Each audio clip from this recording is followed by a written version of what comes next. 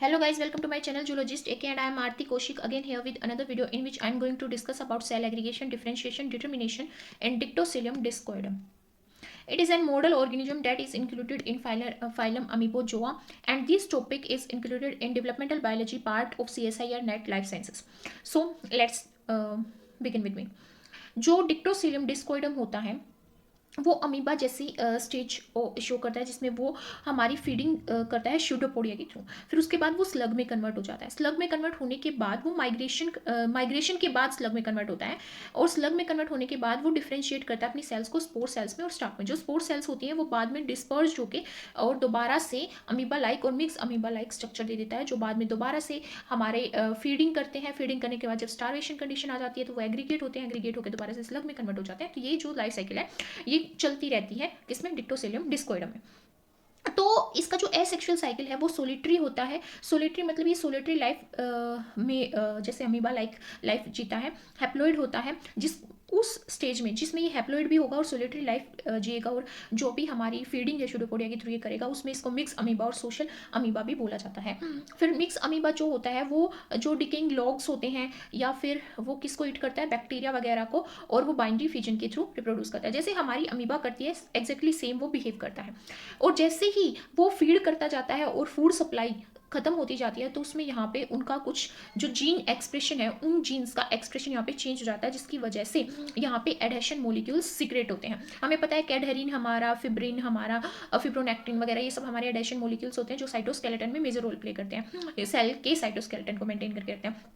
तो वो यहाँ पे एक्सप्रेस होना स्टार्ट हो जाते हैं, जिसकी वजह से जो सेल है वो माइग्रेशन स्टार्ट करती है। तो वो माइग्रेशन जो है वो रेडियल माइग्रेशन नहीं होता है, यहाँ पे स्ट्रीम की तरह माइग्रेशन होता है। जैसे कोई नदी की स्ट्रीम होती है, धारा होती है, सेम ये माइग्रेट करते हैं। और पहले वो लूज माइग्रेशन होता है, फिर उसके बाद 10 और 1000 अप्रोक्सीमेट जो अमीबा होते हैं वो एक दूसरे को ज्वाइन कर लेते हैं to form moving streams of cells that converse at central point, और वो सेंट्रल पॉइंट पे कन्वर्स होना स्टार्ट हो जाती हैं। फिर उसके बाद वो नए एडिशन मोलिक्यूल्स को फॉर्म करेंगी और पाइल कर जाएंगी एक दूसरे के ऊपर, क्योंकि वो स्ट्रीमिंग के थ्रू यहाँ पे इकट्ठा हुई है सेंटर में। अब जो सेंटर में इकट्ठा होती जाएंगी तो एक दूसरे के ऊपर पाइलअप होती जाएंगी, और पाइलअप होकर वो एक कॉनिकल माउंट प्रोड्यूस करेंगे। जैसे ये यहाँ पे कॉनिकल माउंट फॉर्म हो रहा है, और इसको यहाँ पे हम क्या बोल देते हैं, एक टाइट एग्रीगेशन बोल देते हैं, क्योंकि वो टाइटली एग्रीगेट हो गई है यहाँ पे सेल्स। फिर जो टिप अराइज हो रहा है माउंट के टॉप पे, ये क्या कर जाता है, ये बेंड कर जाता है, और ये बेंडिंग करके एक माइग्रेटिंग स्लग की फॉर्मेशन कर जाता है, जिसका टिप तो क्या होता है, फ्रंट में होता है। और जो स्लग है उसको हम शुडोप्लाज्मोडियम और ग्रेक्स भी बोलते हैं। ये 2 to 4 mm लॉन्ग होता है, और ये एक स्लिमी लेयर और स्लिमी सिथ में इनक्लोज होता है, इनकैप्सुलेटेड होता है ये स्लग बेसिकली। और ये माइग्रेशन स्टार्ट करता है।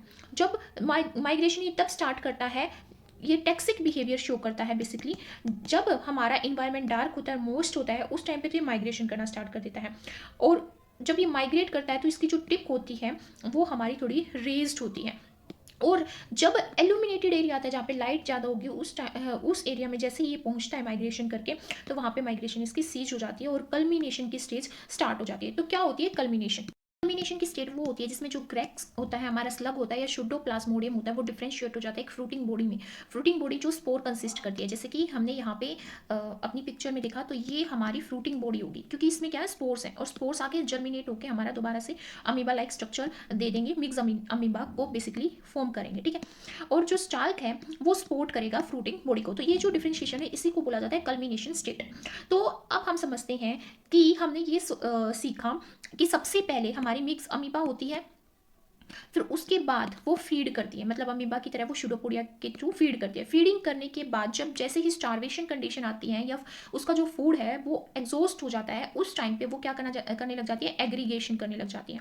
एग्रीगेशन करने के बाद वो किस में कन्वर्ट होती है, स्लग में। स्लग बनाने के बाद वो माइग्रेशन शो करती है। माइग्रेशन के बाद वो डिफ्रेंशिएट हो जाती है किसमें, स्टाल्क में और स्पोरिंग बॉडी में। ये था। फिर उसके बाद जो स्पोर है, ये स्टाल्क वाली सेल्स जो है वो डिजनरेट हो जाती है, और जो स्पोर वाली सेल्स हैं वो जो स्पोर्स फॉर्म करेंगी, और वो स्पोर जो है वो डिस्पर्स होकर यहाँ पे दोबारा से मिक्स अमीबा फॉर्म करेंगे। तो ये साइकिल चलती रहती है। तो यहाँ पे हमारा जो एग्रीगेशन फैक्टर है, ये जो स्लग में यहाँ पे उसकी स्लग की एंटीरियर पोस्टीरियर एक्सिस को जो यहाँ पे डिफ्रेंशिएट करते हैं, वो यहाँ पे जो मोलिक्यूल है या सिग्नलिंग मोलिक्यूल है, और उसके बाद जो यहाँ पे हमारे स्पोर और स्टार्क को जो डिफरेंशिएट कर रहे हैं मोलिक्यूल्स, उनको अभी हम डिस्कस करेंगे। तो सबसे पहले हम डिस्कस करते हैं कि एग्रीगेशन कैसे होता है डिक्टोसेलियम की सेल्स में। तो ये जो एग्रीगेशन की प्रोसेस होती है ना, ये बेसिकली एक केमोटैक्सिक बिहेवियर होता है जो डिक्टोसिलियम की सेल्स यहाँ पे शो करती हैं। केमोटैक्सिस मतलब केमिकल, टैक्सिस मतलब किसी केमिकल के अगेंस्ट वो जो रिस्पॉन्स शो कर रही हैं, जैसे आपने फोटोटैक्सिस पढ़ा होगा या हम पढ़ते हैं केमोटैक्सिस, फोटोटैक्सिस, हाइड्रोटैक्सिस, ये सब जो भी होते हैं हमारे, जब बिहेवियर शो करती हैं, जैसे हम सनलाइट के अगेंस्ट देते हैं फोटोटैक्सिस में, कि जो सेल्स होती हैं वो क्या होती है, ऑक्सीजन सिक्रेट करती हैं हमारे हार्मोन्स, और वो बैंड हो जाती हैं किस डायरेक्शन में, सन वाली डायरेक्शन में बैंड हो जाती हैं, क्योंकि जो डार्क में होता है उसमें ऑक्सीजन हमारा ज़्यादा सिक्रेट होता है एज कम्पेयर टू लाइट वाले पोर्शन के। तो जो डार्क वाला पोर्शन होता है वो ज़्यादा ग्रोथ कर जाता है, जिसकी वजह से बेंडिंग हो जाती है सनलाइट के टुवर्ड्स। तो एक फोटोटैक्सिस टाइप का बिहेवियर होता है।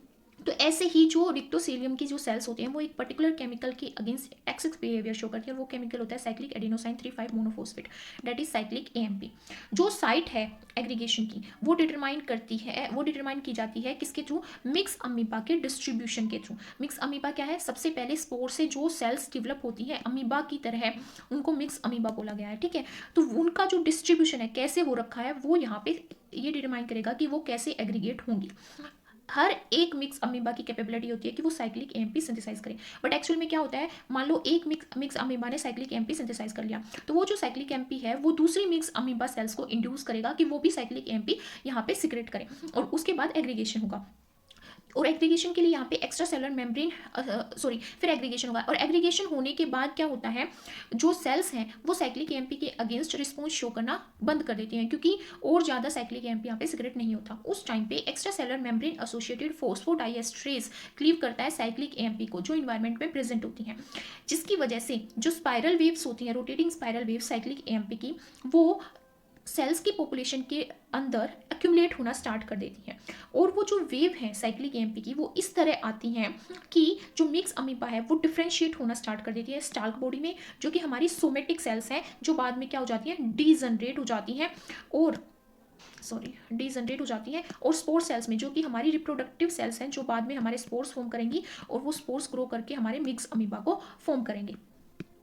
डिक्टोसिलियम डिस्कोइडम में उसमें जो अल्टरनेटिव सेल फेथ है, अल्टरनेटिव सेल फेथ का मतलब ये है कि एक स्पोरिंग बॉडी बन रही है और एक स्टाल्क बॉडी बन रही है, जो कि सोमेटिक सेल्स है, और रिप्रोडक्टिव सेल्स जो एक दूसरे से अलग हो रही हैं, वो किस वजह से हो रही हैं, वो यहाँ पे होती हैं प्रोग्रेसिव कमिटमेंट के थ्रू। प्रोग्रेसिव कमिटमेंट का मतलब है कि जैसे जैसे सेल प्रोग्रेस करती जाती है उसकी कमिटमेंट जो है वो चेंज होती जाती है। कमिटमेंट का मतलब होता है कि सेल्स प्री डिसाइडेड हो, या उनमें जो जीन्स होते हैं वो ये डिसाइड कर देते हैं अपने प्रोटीन को सिंथेसाइज करके कि ये सेल हमारी स्टाल्क वाली सेल्स को ही जनरेट करेगी, और स्पोर वाली जो सेल्स है वो स्पोर्स को ही जनरेट करेगी। तो यहाँ पे progressive commitment major role play करती है। तो यहाँ पे जो प्रोग्रेसिव कमिटमेंट है वो क्या किस पे डिपेंड करता है, वो सेल साइकिल की स्टेज पे डिपेंड करता है। तो जो सेल्स होती हैं जो स्टार्ट करती हैं एस फेज में, सेल साइकिल के एस फेज में, या अर्ली जो G2 फेज होती है उसमें, तो वो वहाँ पे हाई लेवल, किसका हाई लेवल, कैल्शियम का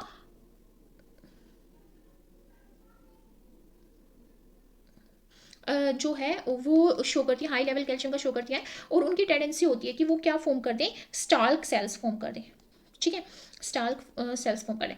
और जब सेल स्टार्ट करती है मिड और लेट G2 सेल्स फेज में, तो वहाँ पे लोअर लेवल होता है कैल्शियम का, और वो क्या बना देती है, स्पोर सेल्स बना देती हैं, ठीक है। तो यहाँ पे एक फिनोमेना आता है जिसको हम बोलते हैं लेबियल स्पेसिफिकेशन और लेबियल कमिटमेंट। इस लेबियल कमिटमेंट के टाइम पे क्या होता है, जो साइक्लिक एएमपी होती है वो यूज़ की जाती है सेल्स के थ्रू, जो हमारा माइग्रेटिंग स्लग्स होता है उसकी सेल्स के थ्रू यहाँ पे साइक्लिक एएमपी को यूज़ किया जाता है डिफ्रेंशिएट करने के लिए प्री स्पोर सेल्स को out of pre stalk cells. जो प्री स्पोर सेल्स होती हैं ग्रेक्स की या स्लग की, जो प्री स्पोर सेल्स हैं उसमें extra cellular cyclic AMP initiate करती है एक्सप्रेशन किसका, स्पोर स्पेसिफिक एमआरएनए का, किसका, स्पोर स्पेसिफिक एमआरएनए का, जो फर्दर ट्रांसलेशन प्रोसेस के थ्रू स्पोर स्पेसिफिक जीन्स का एक्सप्रेशन करवाती है प्रोटीन सिंथेसाइज करके, और वो यहाँ पे इंड्यूस करवाती है किसको, बीटा कैटेनिन को। जो बीटा कैटेनिन होता है वो फिर फर्दर जो हमारी प्री स्पोर सेल्स हैं उनके न्यूक्लियस में एंटर करता है और कुछ स्पोर स्पेसिफिक जीन्स को एक्टिवेट कराता है। और जो प्री स्टाल्क सेल्स होती हैं हमारी, वो एंटीरियर टिप पे फॉर्म होती हैं किसके, ग्रैक्स के, और हम बोले तो स्लग के एंटीरियर में हमारी प्री सेल होती है, प्री स्टाल्क सेल्स होती हैं। ये साइक्लिक एमपी यहाँ पे क्या करती है, सुप्रेस करती है इस पाथवे को, जो पाथवे किसको एक्टिवेट कर रहा था, बीटा कैटेनिन को। वो पाथवे कहाँ पे इनहिबिट हो जाता है, प्री स्टाल्क सेल्स में, जिसकी वजह से ये यहाँ पे प्री स्टाल्क जनरेटिंग एमआरएनएज फॉर्म होते हैं और प्री स्टाल्क सेल्स को फॉर्म कर देते हैं। नेक्स्ट है हमारा डिटर्मिनेशन टू स्पेसिफिक फेट, कि कैसे डिटरमाइन होता है स्पेसिफिक फेट। स्पेसिफिक फेट का मतलब है कि स्टाल्क सेल्स कैसे डिटरमाइन की जाती है प्री स्टाल्क सेल्स से, और स्पोर सेल्स कैसे डिटरमाइन की जाती है प्री स्पोर सेल्स से। अगर मैं यहाँ पे बात करूँ स्टाल्क सेल्स की, तो वो यहाँ पे डिटरमाइन की जाती है डिफरेंशिएटिंग फैक्टर फर्स्ट के थ्रू, जो यहाँ पे प्री स्पोर सेल्स के थ्रू सिक्रेट किया जाता है। और जो हमारी स्पोर सेल्स है, स्पोर सेल्स का यहाँ पे जो डिटर्मिनेशन है वो एसटीएफ फर्स्ट और एसटीएफ सेकंड के थ्रू किया जाता है, जो डिफरेंशिएट करती है प्री स्पोर सेल्स को इनकैप्सुलेटेड स्पोर्स में, जिसके थ्रू वो एक स्लिमी लेयर्स जो होती है वो स्पोर के अराउंड कवरिंग कर लेती है। तो जो यहाँ पे एसडीएफ फर्स्ट होता है, और एक और मॉलिक्यूल होता है यहाँ पे प्रोटीन त्रिसांकु, ये इंपॉर्टेंट होता है कल्मिनेशन प्रोसेस के लिए। हमें पता है कल्मिनेशन प्रोसेस में हमारी जो प्री स्टाल्क सेल्स हैं वो हमारी अलग हो जाती हैं प्री स्पोर सेल से, ठीक है। और एसडीएफ सेकेंड जो है यहाँ पे वो क्या करता है, प्री स्पोर सेल्स फॉर्म करता है but not pre stalk cells to become spores. Means ये क्या कहता है कि जो प्री स्पोर सेल्स है वही स्पोर फॉर्म करेंगी, ना कि pre stalk cells spore form करेंगी। इट मीन्स ये डिफ्रेंशिएट कर देता है कि प्री स्टाल्क तो स्टाल्क ही बनाएंगी और प्री स्पोर्स क्या बनाएंगी, स्पोर ही बनाएंगी, ठीक है। और जो प्री स्पोर सेल्स होती हैं उसमें वो इस वजह से होता है क्योंकि जो प्री स्पोर सेल्स होती हैं उसमें कुछ रिसेप्टर्स होते हैं, जिसकी वजह से वो SDF2 के अगेंस्ट रिस्पॉन्स शो कर पाती है, कि यहाँ पे SDF2 है के अगेंस्ट रिस्पॉन्स शो कर पाती हैं, जिसकी वजह से वो स्पोर सेल्स को ही फॉर्म करती हैं। जबकि प्री स्टाल्क सेल्स में ये रिसेप्टर नहीं प्रेजेंट होते, इस वजह से pre stalk cells spore form नहीं करती, ठीक है।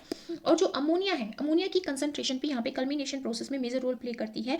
जो अमोनिया है वो रिलीज किया जाता है किसमें, एंटीरियर पोर्शन में ग्रेक्स के और स्लग के या फिर शुडोमोनास के, एंड ये रेगुलेट करता है केमोटेक्सिस बिहेवियर प्री स्टाल्क सेल्स में एज वेल एज ये किस में हेल्प करता है, स्पोर सेल्स के प्रोडक्शन में हेल्प करता है।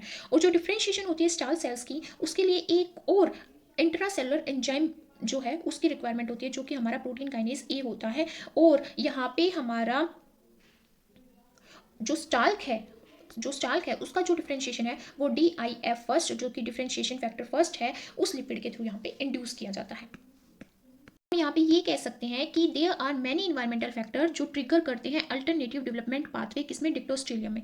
बेसिकली 3 पाथवे होते हैं। फर्स्ट होता है न्यूट्रिएंट डिप्लेशन, जिसको हम स्टारवेशन बोलते हैं, जिसकी वजह से जो अलो करता है change in gene expression and cell adhesivity, मतलब जो एडेशन मोलिक्यूल्स हैं वो सिक्रेट होते हैं, उसका एडेशन मोलिक्यूल्स जो चेंज होते हैं, जिसकी वजह से सेल माइग्रेट करती है और कभी कभी वो रेस्टिंग स्टेट में आ जाती है अपने एडेशन मोलिक्यूल्स की वजह से, ठीक है। नेक्स्ट होता है साइक्लिक एमपी, जो ओरिएंट करवाती है माइग्रेशन, कि भाई जो टिप होगी स्लग की वो इंटीरियर होगी और जो हमारी पोस्टीरियर डायरेक्शन है वो पीछे होगी, मतलब कि वो इस डायरेक्शन में मूव करेगा, तो उसकी जो मूवमेंट है वो यहाँ पे साइक्लिक एमपी के थ्रू ओरिएंट की जाती है। थर्ड होता है नेबरिंग सेल्स, जो डिटरमाइन करती हैं कि जो पर्टिकुलर सेल्स है वो स्टाल्क बनाएगी या फिर वो स्पोर बनाएगी। और फोर्थ होता है मोलिक्यूल, जैसे अमोनिया, वो हेल्प करते हैं कल्मिनेशन की प्रोसेस में और डिफरेंशिएशन की प्रोसेस में। तो ये बेसिकली मैकेनिज्म होता है डिप्टोस्टेलियम में। ये जो अभी तक मैंने बात की ये ओवरव्यू था कि ऐसे हमारी एग्रीगेशन होगी, ऐसे हमारी मूवमेंट होगी और ऐसे हमारी डिफरेंशिएशन होगी। अब हम बात करेंगे सिग्नलिंग पाथवे की, कि कौन कौन से सिग्नलिंग मॉलिक्यूल और कौन कौन से सिग्नलिंग पाथवे इन्वॉल्व होते हैं इन तीनों प्रोसेस में। तो समझते हैं। अब सबसे पहले हम एग्रीगेशन समझते हैं कि इसमें कौन कौन से मॉलिक्यूल्स इन्वॉल्व होते हैं।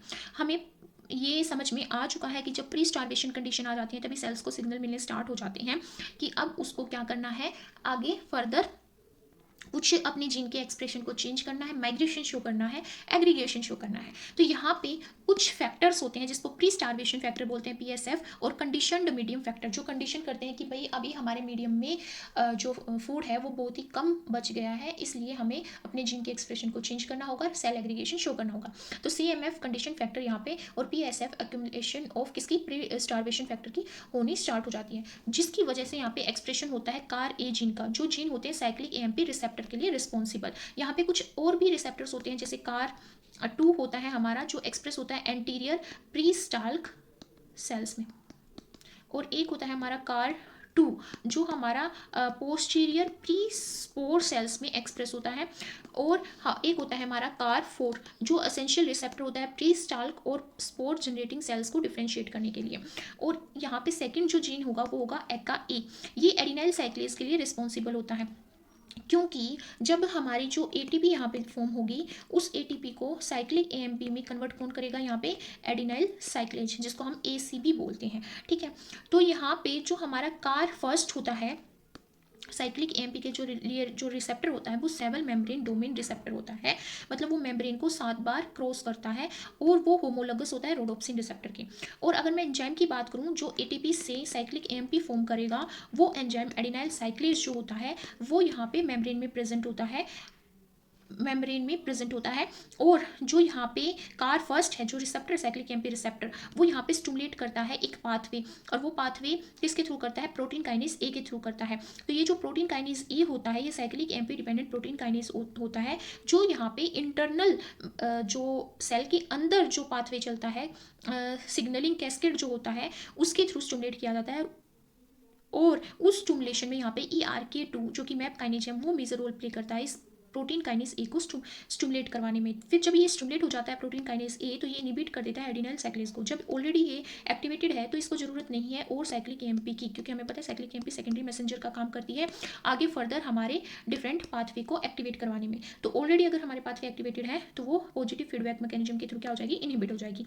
और जो हमारा जो प्रोटीन काइनेज ए है वो अलो करता है रैग ए को, जो कि एक साइटोप्लाज्मिक फोस्फोडाइस्ट्रेज होता है। जैसे कि हमने यहाँ पे समझा कि सबसे पहले cyclic AMP mix amoeba secret करेगी और वो साइक्लिक AMP जो नेबरिंग सेल्स होगी उन पे जाके उनको इंड्यूस करेगी कि वो और ज़्यादा साइक्लिक AMP सीक्रेट करें और माइग्रेशन शो करें।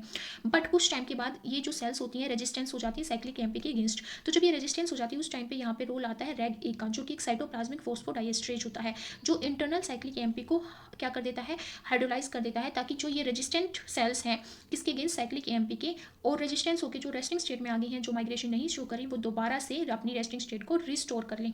ठीक है, और यहाँ पे जो हमारा प्रोटीन काइनेज A होता है ये हमारा इनहिबिट करता है ERK2 पाथवे को, ताकि वो और एक्टिवेट ना करे प्रोटीन काइनेज A को। तो ये यहाँ पे पॉजिटिव फीडबैक मैकेनिज्म होता है। अब हमने समझा कि सेल एग्रीगेशन में कौन से signalling molecule basically major role play करते हैं। फर्दर आगे हमने पढ़ना है कि डिफरेंशिएशन कैसे होती है प्री स्टाल्क सेल्स की, किससे, प्री स्पोर सेल से। और फिर हमें पढ़ना है कि डिटरमाइन कैसे होती है कि ये स्टाल्क सेल्स ही फॉर्म होंगी, स्टाल्क ही फॉर्म होंगे और ये स्पोर सेल्स ही फॉर्म होंगे। तो उस पाथवे में हमने ये अंडरस्टैंड किया गया था कि जो SDF फर्स्ट है और जो SDF सेकंड है वो डिफ्रेंशिएट करते हैं हमारी स्पोर सेल्स को, और एक होता है डिफ्रेंशिएटिंग फैक्टर फर्स्ट, ये हमारी प्री स्टाल्क सेल्स को फॉर्म करता है। तो उसी की सिग्नलिंग को अभी हम समझते हैं।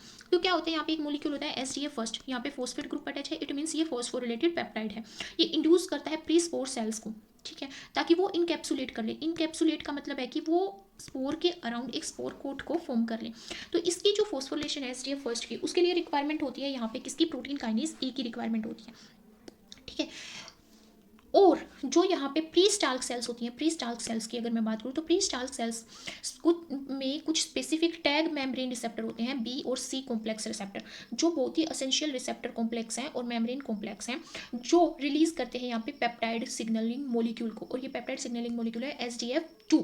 ये SDF2 जो होता है ये ट्रिगर करता है डिफ्रेंशिएशन किसकी, प्री स्पोर सेल्स की। प्री स्पोर सेल्स को डिफ्रेंशिएट करेगा, क्या करेगा, डिफ्रेंशिएट। ठीक है, तो यहाँ पे जो SDF2 है ये सिग्नल ट्रांसड्यूस किए जाते हैं फर्दर कुछ मेम्ब्रेन इम्बेडेड सेंसर काइनेज के थ्रू, और ये मेम्ब्रेन इम्बेडेड सेंसर होते हैं DHK4। और ये कैसे ट्रांसड्यूस करते हैं SDF2 के सिग्नल को, S2 कॉम्प्लेक्स के थ्रू करते हैं, RDEA के थ्रू करते हैं, और मैप काइनेज ERK2 के थ्रू करते हैं। और ये इनहिबिट करते हैं किसको, रैग ए को इनहिबिट करते हैं। ठीक है, ये जो है SDF2 यहाँ पे DHK रिसेप्टर से बाइंड होगा, और ये जो है इनडायरेक्टली इन सब के थ्रू रैग ए को क्या कर देगा, इनहिबिट कर देगा, जिसकी वजह से यहाँ पे स्पोर सेल्स क्या हो जाएंगी, डिफ्रेंशिएट हो जाएंगी।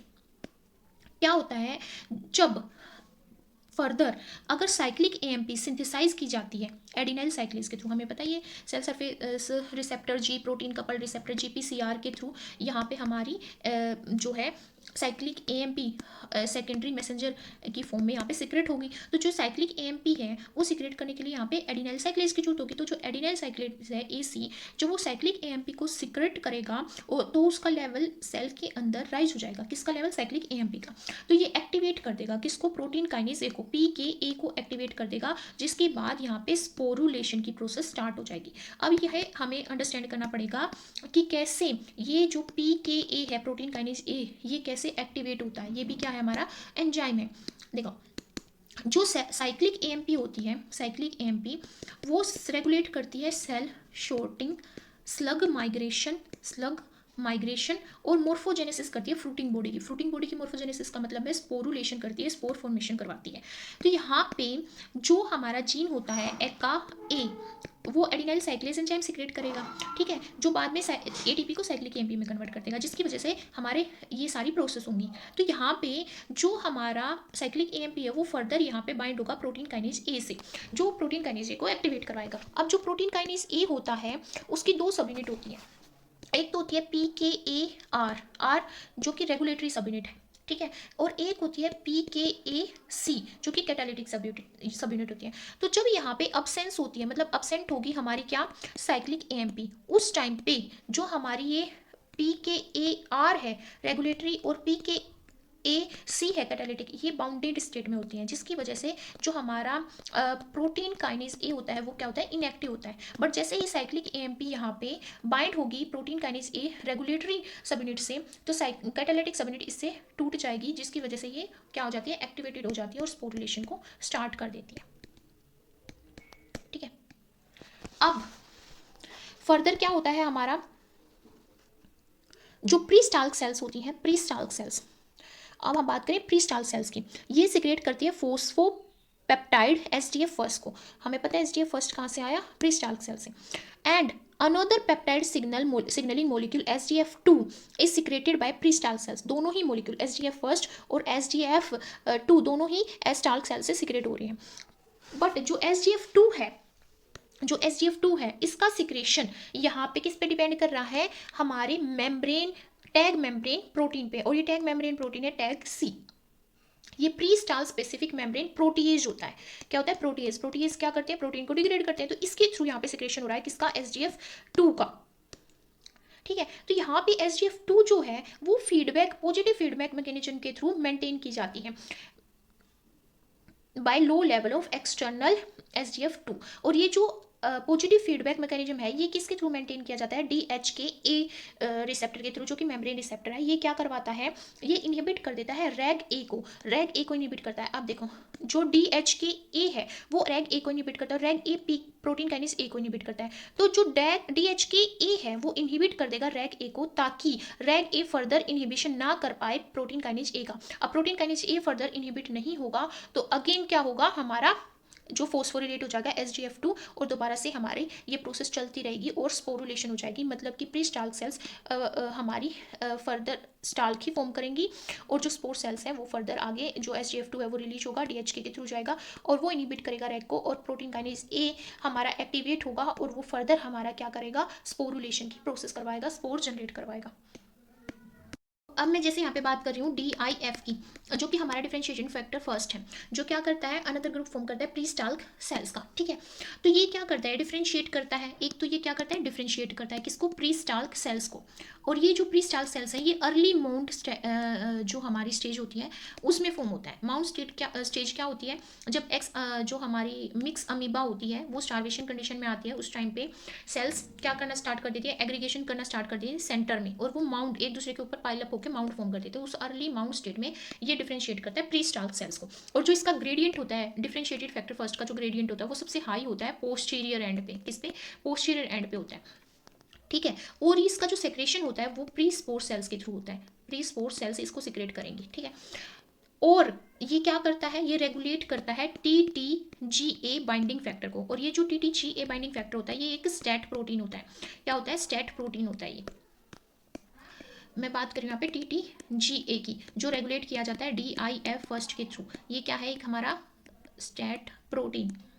तो जो ये TTGA बाइंडिंग फैक्टर है ये बाइंड करता है डायरेक्ट डायरेक्ट TTGA रिपीट्स के साथ, ताकि ये एक्टिवेट करवा सके ट्रांसक्रिप्शन किसका, प्री स्टाल्क जीन का एक्सप्रेशन करवा सके। और जो ये एक्सप्रेशन है ये कब होता है, जब माउंट फॉर्म होने लग जाते हैं और जो जो स्लग की टिप सेल्स होती हैं उसमें ये क्या कराता है, ट्रांसक्रिप्शन करवाता है। ठीक है। और दूसरा जो हमारा TTGA बाइंडिंग जो फैक्टर्स हैं वो बाइंड करते हैं इन्वर्टेड TTGA रिपीट के साथ, और रिप्रेस करते हैं, क्या करते हैं, रिप्रेस करते हैं किसको, स्टाल्क स्पेसिफिक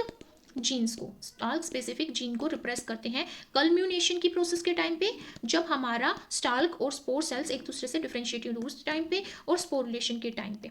ठीक है। So this was all about the signalling molecules that play major role in the aggregation and differentiation and the determination of stalk and pre-stalk cells in case of Dictyostelium. Hope you do like my video, and if you like then please thumbs up, subscribe to my channel and support me, and if you have any query then write in the comment box given below. Thank you so much once again.